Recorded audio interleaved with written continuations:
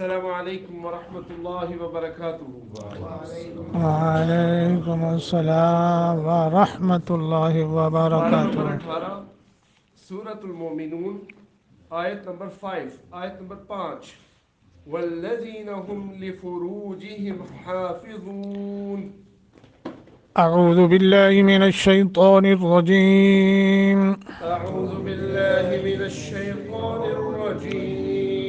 والذین هم والذین هم لفروجہم لفروجہم حافظون حافظون إلا على أزواجهم إلا على أزواجهم أو ما ملكت أيمانهم فإنهم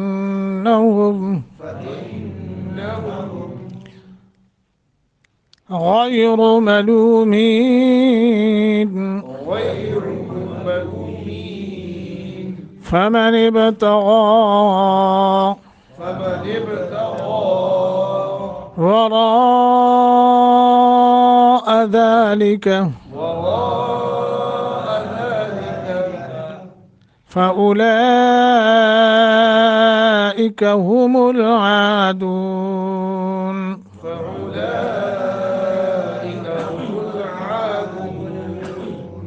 والذين هم لفروجهم حافظون إلا على أزواجهم أو ما ملكت أيمانهم فإنهم غير ملومين فمن ابتغى وراء ذلك فأولئك هم العادون۔ جی اقبال۔ اعوذ باللہ من الشیطان الرجیم۔ والذین هم لفروجهم حافظون إلا على أزواجهم أو ما ملكت أيمانهم فإنهم غير ملومين فمن ابتغى وراء ذلك فأولئك هم العادون۔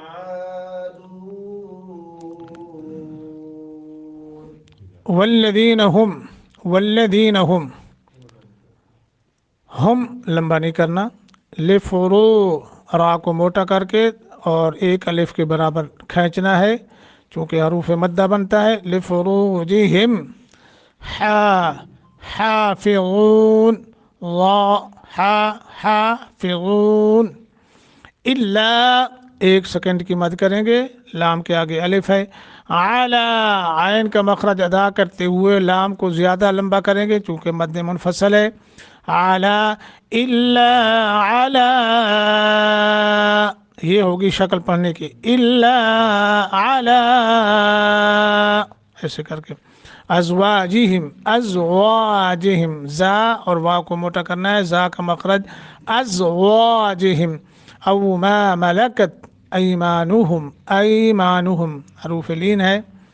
فإنہم نون مشدد ہے، غنہ کریں گے، غیر غین کو بھی موٹا را کو بھی موٹا، غین پہ ایک سیکنڈ کی مد کریں گے اور نرمی کے ساتھ کیونکہ حروف لین بنتا ہے۔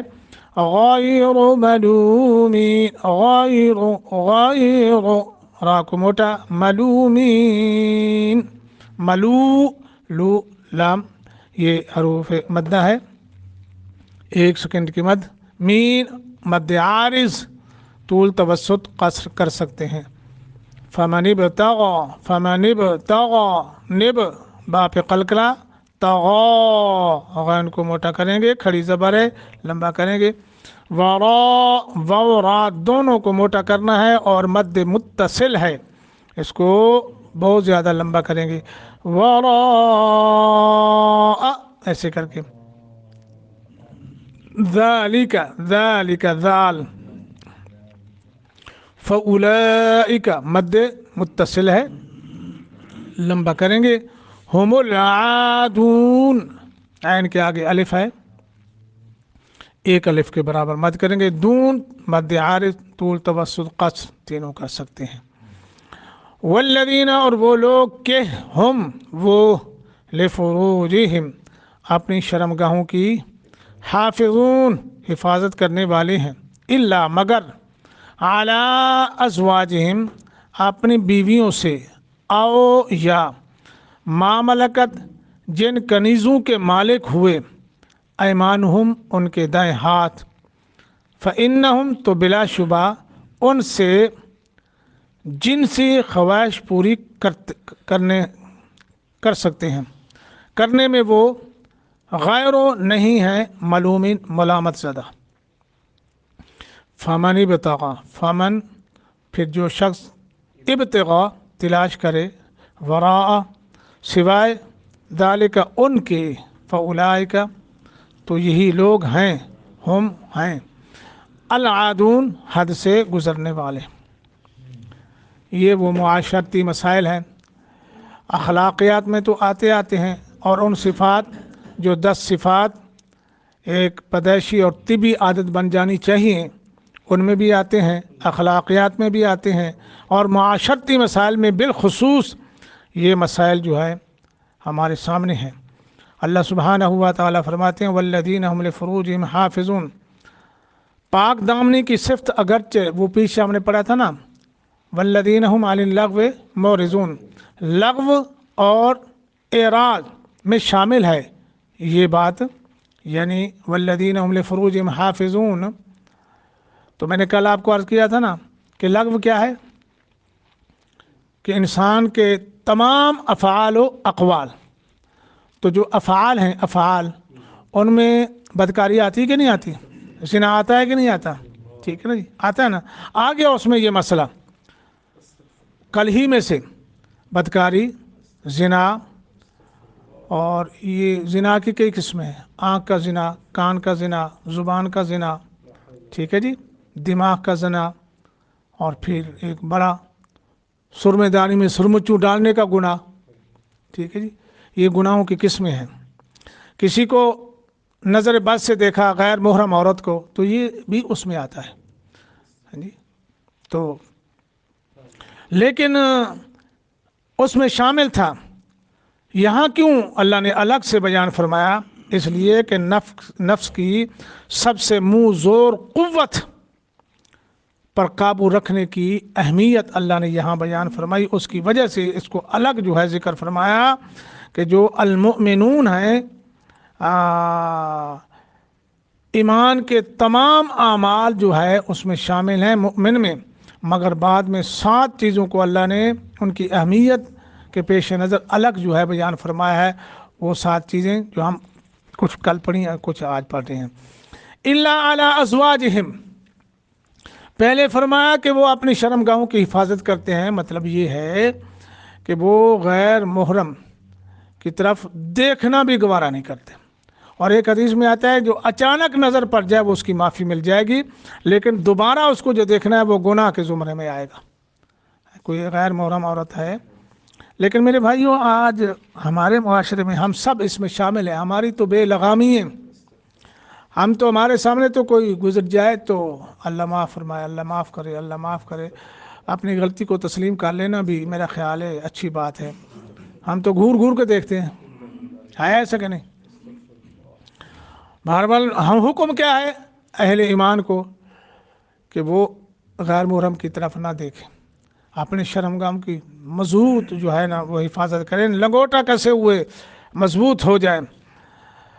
تو اس سے یہ بات معلوم ہوتی ہے کہ اسلام جوگیوں، رہبوں اور بعض صوفیوں کی طرح جنسی خواہش کو سرے سے روک دینے کا حکم نہیں دیتا ہے. آگے نا بات فرمایا حافظون الا علی ازواجہم.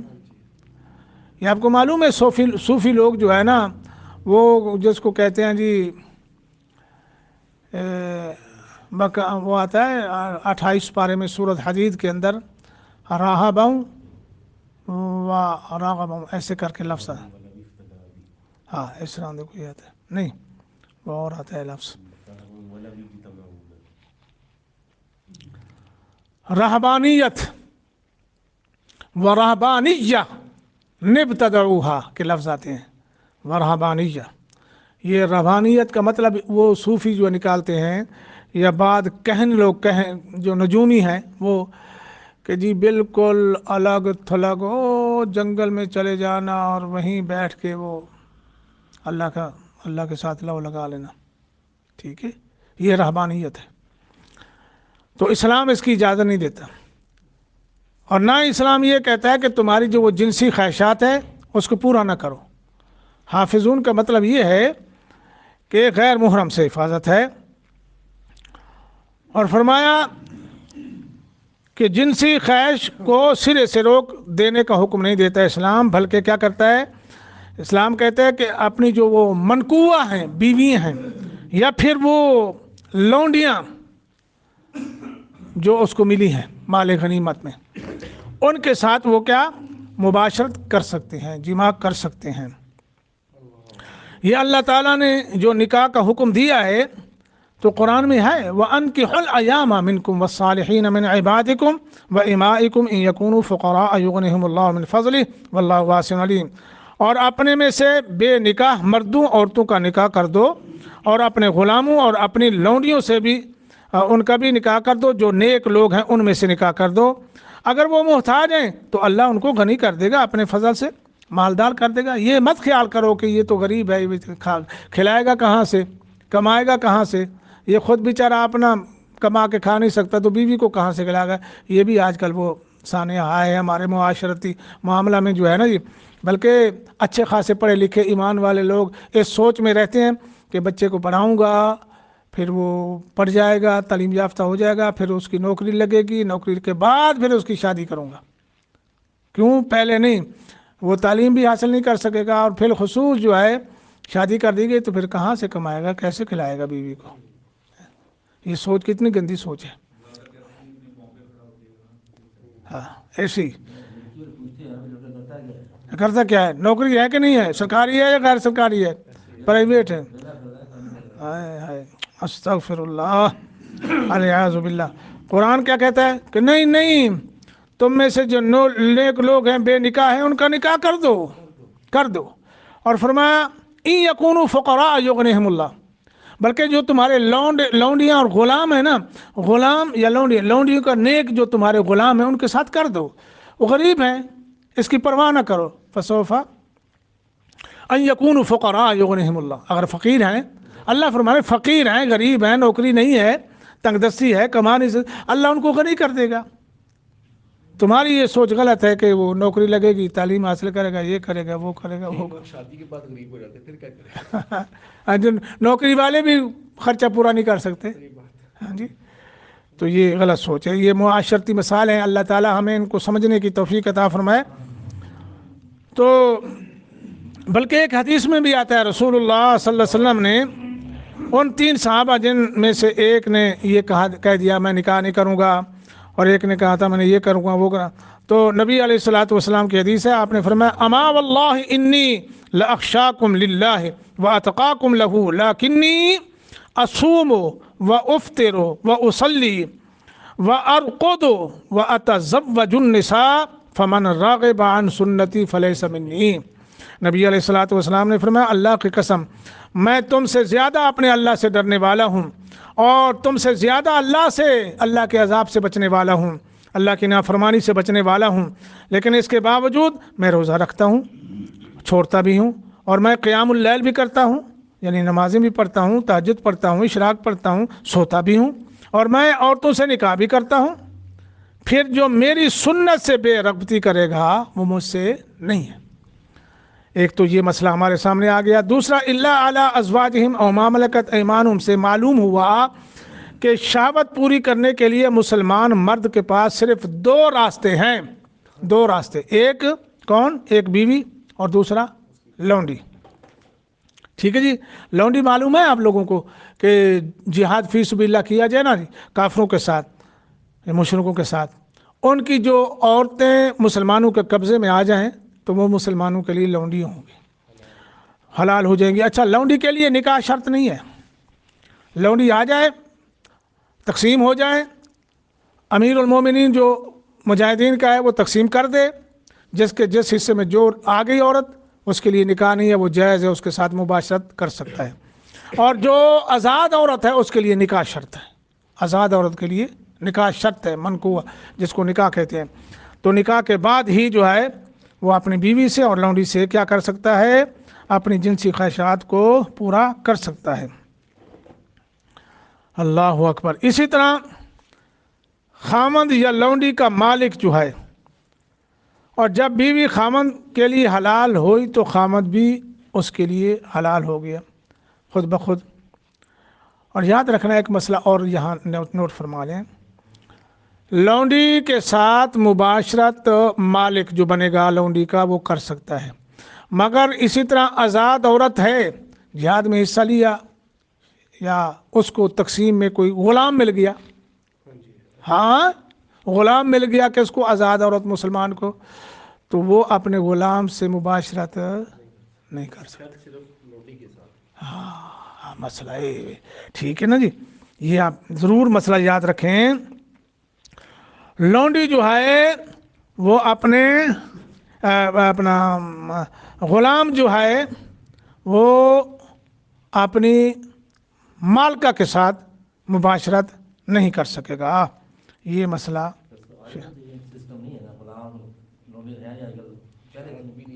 نہیں۔ اس کا مطلب یہ ہے کہ اگر وہ ہے نہیں تو یہ مسئلہ ہی ختم ہو گیا، نہیں، مسئلہ برقرار ہے۔ آج اللہ موقع دے دے کفار کے ساتھ اہل ایمان کو جہاد فی سبیل اللہ کی توفیق دے دے، کوئی معاملہ ایسا ہو جائے تو اب بھی وہاں سے جو کچھ آئے گا، عورتیں آئیں گی، لوٹی بنیں گی، مال آئے گا تو مال غنیمت کہلوائے گا، ٹھیک ہے نا جی۔ تو وہ مسئلہ اپنی جگہ ہے، لیکن وہ نہیں ہے آج کل، وہ نہیں ہے آج کل تو جی غلام بھی نہیں ہے۔ فمن ابتغى وراء ذلك سے مسئلہ یہ بھی ہمارے سامنے آیا، بیوی اور لونڈی کے علاوہ کسی بھی طریقے سے شہوت پوری کرنے والے ہی حد سے بڑھنے والے ہیں، جسے زنا کہتے ہیں۔ اب اللہ نے ایک راستہ ہمارے لیے رکھ دیا بیوی والا جس کے ساتھ نکاح کیا، دوسرا راستہ لونڈی والا رکھ دیا، یہ دو راستے ہیں۔ ان دو راستوں کے علاوہ فمن ابتغى وراء ذلك، کوئی دوسری طرف منہ مارے گا تو وہ حد سے، ٹھیک ہے، وہ حد سے بڑھنے والا ہے۔ اللہ اکبر۔ اپنی منکوحہ عورتوں اور اپنی لونڈیوں کے سوا کسی بھی عورت سے جماع حد سے بڑھنا ہے۔ اللہ سبحانہ و تعالیٰ نے ایک جگہ فرمایا ہے وَلَا تَقْرَبُوا الزِّنَا إِنَّهُ كَانَ فَاحِشَةً وَسَاءَ سَبِيلًا۔ اچھا زنا کرنا تو دور کی بات ہے نا، بڑی دور کی بات ہے۔ بنی اسرائیل سورت میں اللہ نے فرمایا وَلَا تَقْرَبُوا الزِّنَا، زنا کے قریب تک نہ جانا، کیونکہ اس لیے یہ فاحشہ برائی ہے بہت بڑی اور برا راستہ ہے، ٹھیک ہے جی۔ اللہ اکبر۔ فرمایا بے شک وہ ہمیشہ سے بری بے حیائی اور برا راستہ ہے۔ اسی طرح قوم لوط کا عمل کسی جانور سے بدفعلی، ہاتھ یا کسی اور طریقے سے ایسا فعل بھی حد سے تجاوز ہے۔ سمجھ آ گیا آپ کو؟ ہاں، فرمایا کہ قوم لوط والا عمل، لواطت، مردوں کے ساتھ، لڑکوں کے ساتھ، اللہ معاف کرے، اللہ معاف کرے، اللہ معاف کرے۔ یورپ کو لیں اگر، غیر مسلم ممالک، وہاں تو اب میرے خیال ہے ایک قانون بن چکا ہے کہ مرد مرد کے ساتھ نکاح کرنے والا، وہ تو آپ خود سمجھتے ہیں مجھ سے بہتر۔ لیکن بدقسمتی سے، بد نصیبی، بدقسمتی یہ کہہ لیں مسلمانوں کی بھی ہے کہ آج مسلمان ممالک کے اندر بھی مسلمان جو ہے یہ قوم لوط والا عمل کرتے ہیں۔ اور میں نے دیکھا ہے بالخصوص خاص کر کالج، یونیورسٹی اور دینی مدارس میں یہ کام جو ہے نا فعل بد پایا جاتا ہے، اللہ معاف کر دیں۔ تو جبکہ اللہ سبحانہ و تعالیٰ فرماتے ہیں قوم لوط والا عمل جو ہے یہ حرام ہے، اور اسی طرح فرمایا یہ بدفعلی اگر کسی جانور سے بھی، آپ لوگوں کو شاید معلوم ہونا ہو، یہ گدھی وغیرہ اور یہ گھوڑی وغیرہ، اس سے بھی لوگ جو ہے بدفعلی کرتے ہیں، اور بھینسوں اور گاؤں سے بھی اللہ معاف کر دے۔ فرمایا ایک تو شرمگاہ کے ذریعے سے، لیکن فرمایا ہاتھ سے بھی یا کسی اور ذریعے سے بھی ایسی بدفعلی نہیں کرنی چاہیے۔ قطعاً یہ مستزنی جسے کہتے ہیں یہ بھی ٹھیک نہیں ہے، نہیں کرنی چاہیے۔ تو تجاوز بالکل نہیں کرنا چاہیے۔ مومن کو کسی طرح بھی اللہ کی حدود سے تجاوز درست نہیں ہے، نہیں کرنا چاہیے۔ اللہ تعالی ہم سب کو ان تمام برے کاموں سے بچا کے رکھے۔ اللہ تعالی ہمیں صحیح نیک عمل کی طرف